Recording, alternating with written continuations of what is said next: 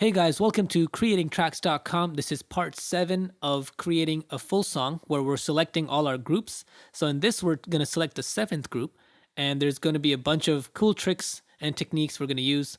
So let's go to Browse, and we'll make sure we're in our Sounds tab. So we'll go to Browse, go to the Sound category. On the right side, we'll pick Instruments, and then let's go to Waveform. So we'll go down to Supersaw, and we'll load that up.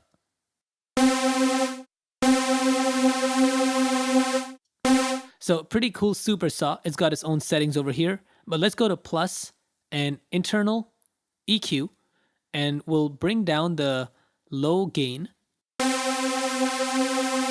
and also the high gain and also a little bit of the mid.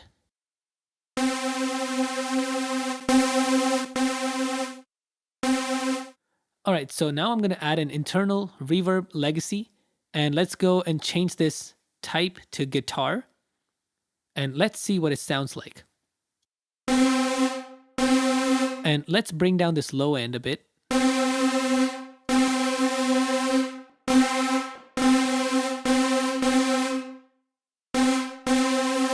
All right, and once you're done with your settings, you can go ahead and select your second sound, and then we'll go back to Browse.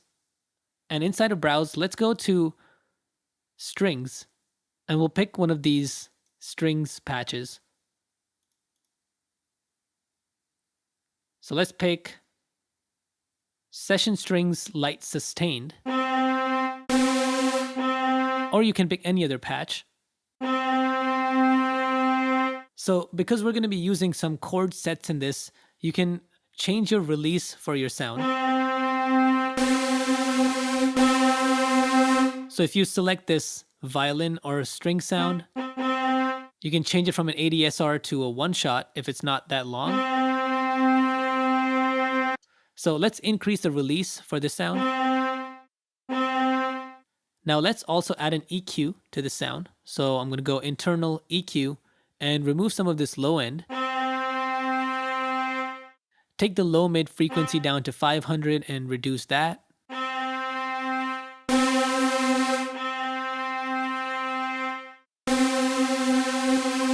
All right, so now I'm going to take this Supersaw and tune it up an octave by going in the sampler and tuning this up an octave.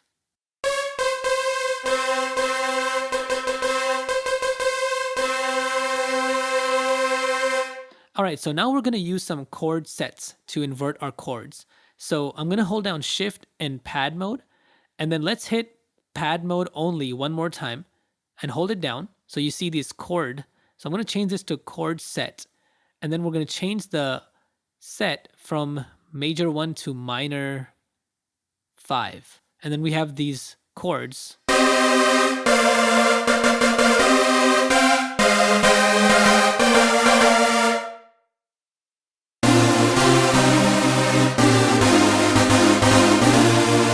So you can pitch this up or down, but I'm going to keep it where it is. All right, so now to record this and change these chords around, hit record on your machine, and then hit play, and then play any of these chords once. So play.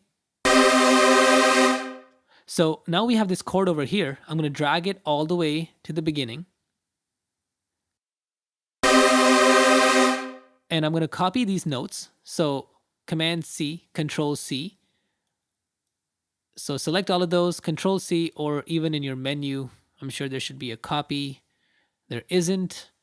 You can, never mind. Oh yeah, you can right click and copy, and then come over here to 1 and paste those. And then you have these different notes, right? So it does sound quite rich and bright. And you can see these notes are a bit close to each other. So like the previous tutorial, like inversions, we can always take one of these notes and drag it up an octave or down an octave.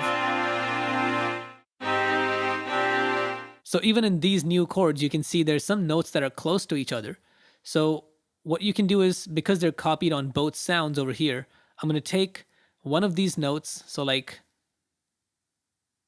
this one, and then maybe I can even delete it take those two, delete those, come over here, take the other two and delete those. And this way you can combine a bunch of different chords and increase the number of notes that can be spread apart and distribute them throughout your chords. So what we have over here is we have a C and another C, and then on the next note we have an A flat or A sharp and a D sharp.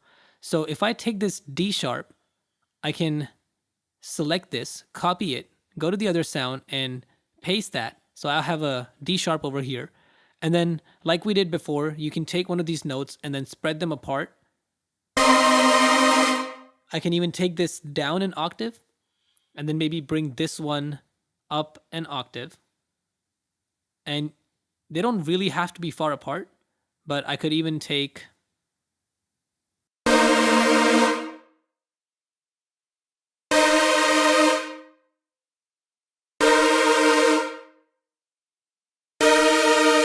So this way you can take a lot of different chord sets and come up with your own inversions and orchestrations. So you can add a new chord, select the notes from that new chord, paste them on a different sound over here, and then just invert those chords around.